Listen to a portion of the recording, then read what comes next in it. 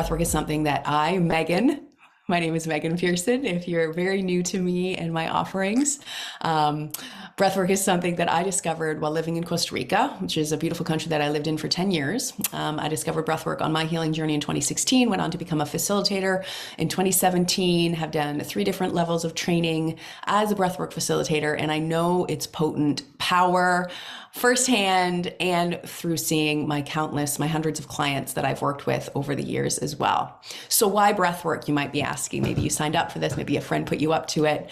Well, breathwork is one of, if not the most powerful self-healing modalities out there. With breathwork, we get to heal the body, the emotions, and the mind without any external force or influence. With breathwork, we benefit on 3 levels. On the physical level, we learn how to use the entire respiratory tract in a more optimal way. And this reaps so many benefits for our body temple, such as better sleep. We all want that. Improved digestion, increased heart rate variability, among many, many other things. Now, a lot of people come to breathwork because they want to just learn how to breathe better. They realize they've been, not necessarily taking the deep breaths that they know are good for them. And often when we come to a practice, whether it's breathwork or yoga, for the physical benefits, we end up reaping the emotional, spiritual, and vice versa. So if you're here for the physical, I'm so glad you're here. Be prepared to also notice the effects on a mental, emotional level. This is the area of benefit number 2. So we benefit on the emotional, mental body as well. Now, many of us have long used our breath as a way to control our feelings and our emotions. Think about it. Has anyone ever told you to take a deep breath when you've been feeling stressed? Have you ever found yourself holding your breath in a situation where you're feeling scared? Now, emotions are just energy in motion, and they get trapped and stored in our tissues, in our body, in our muscles, and breathwork helps to move these energies up and out. So all of these emotions, like anger, like stress, like fear that we've not felt in the moment and instead repressed into our system, with breathwork, we start shaking those emotions loose, freeing them up. So we have emotional release during and a lot of lightness and clarity after the fact. Now, the third area we benefit from breathwork, and this is one of my most favorite, is the spiritual component. Breathwork helps us clear out all low vibration emotions to help create a clearer channel to connect us to the divine and help us remember how perfect we are on a soul level. Every breath is an opportunity for us to connect to our soul, for us to connect to our intuition, for us to connect to that beauty, that peace that exists between all of the thoughts. With breathwork, we release old patterns. We get to face and release trauma, old belief systems, and repattern our nervous system, connecting us deeper to our creativity and this beautiful innate wisdom that we hold within. So now when we're breathing, I want you to be aware of what might happen, because yes, some of you are thinking, I'm just breathing, what's the big deal? But what might happen is things like lightheadedness, tingling, pressure, pain points in your body, the urge to move, to kick, to slap. You might feeling like you want to make noises, whether that's just through crying, laughing, singing out, just hollering.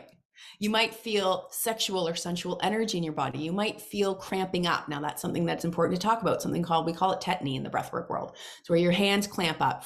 Sometimes your face clamps up. This is super normal and it happens. And, the breathwork scientists out there, the nerds believe that this is the body's reaction to the shifts in pH and alkalinity in the body, because when we are altering the way we naturally breathe, we are of course having different levels of oxygen and carbon dioxide in the body, that in the blood that the body is used to. So sometimes there's physical response. Now, the more hippie breathwork facilitators like myself believe that this cramping up could just be the resistance to energy that's moving. And as you continue to either breathe or pull back and relax, that cramping typically eases, and it always eases by the end of the session. Now, the emotional experiences you can have while doing this work is anything from sadness to joy to liberation, awakening, rage, anger, frustration, surprise, you name it, you can feel it, and you can feel all of those in a single session. Now, the really important thing that I want you to remember is that during this journey, you get complete control. I am here merely as a guide. You have the ability to slow down, to speed up, to go deeper, to take a step back, or to stop completely. If anything doesn't feel good to you, I want you to trust yourself, take a break, open your eyes, reconvene, right? Just ground with yourself, connect with yourself. And then if you feel good, you can then re-enter the breathing pattern. This journey is completely up to you, and you are at complete choice. Okay. That being said, these classes that you're about to embark on this journey with, these are classes that I did record at a much earlier time, long before I was studying deeply with my privilege. And I have been working and committing to decolonizing my business and my language and my teachings.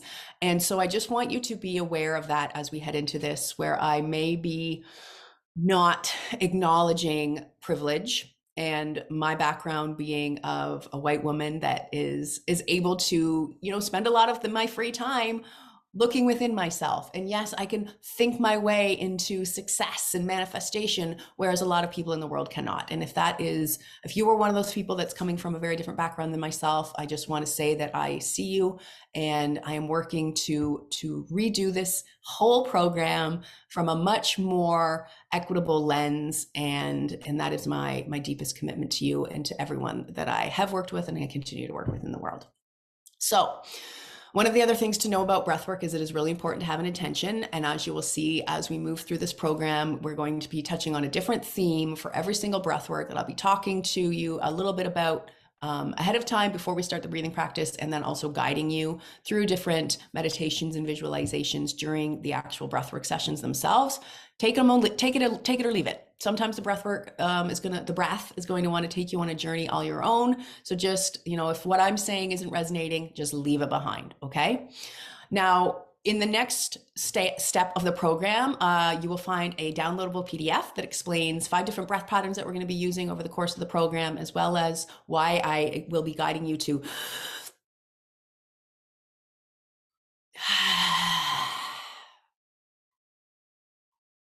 hold your breath. I will be guiding you to hold your breath at the top of the breath and the bottom of the breath throughout the course of the program. So in that PDF, you can find out a little bit of information why those holds can be helpful. But I do want to just talk to you briefly about the breath patterns. So the one you're going to come across the most, 2 of the breaths that you're going to be coming across the most during the course of this program are the haloactive breath and the triactive breath. So the haloactive breath, I just wanted to give you a quick example. This is a really simple breath. This is the type of breath that you've found yourself doing a million times. Whenever someone says, take a deep breath, this is what we do. We breathe in through the nose. We breathe out through the mouth. Simple.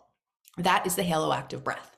Now you can do it long and deep as I just did, or you can speed it up and do something like this. So just being aware that the longer and deeper, the more grounding and calming the breath typically is, and the faster and the more shallow, the more activating or energizing or awakening the breath will be. Now, the second type of breath pattern that we're going to talk about here is the triactive breath. This is the typical breath pattern that you may have experienced if you've done any sort of conscious connected breathing in the past. This breath is done all through the mouth with 2 parts on the inhale and 1 part on the exhale. So you're going to breathe in and imagine filling your belly. So filling your belly first, then your chest, and then letting it go. And the exhale is almost passive. So it's belly, chest, release breath.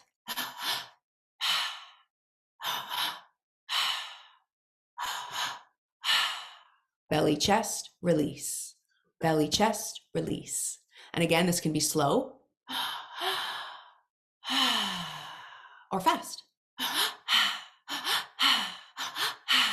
Okay?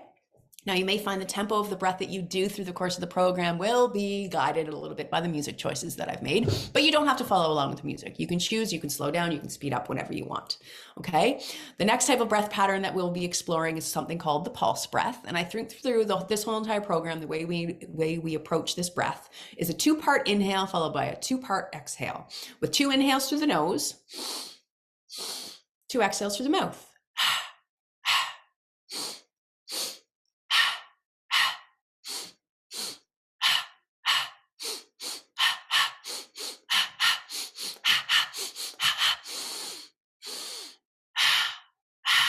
So of course, again, you can play with the tempo.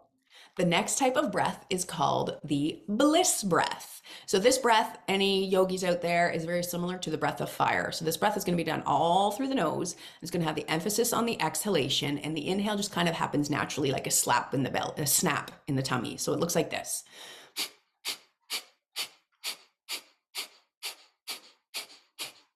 Now this breath, I'm not sure if we even embark on it in this journey. I can't remember, but if we do, it'll probably only be once or twice tops. Ooh, it's made my eyes water a little bit in that short time. Now, the last type of breath pattern that you will be embarking on here is something called the blow breath, and it's just like the bliss breath, only it's going to be done all through the mouth. So the emphasis is on the exhale, like so.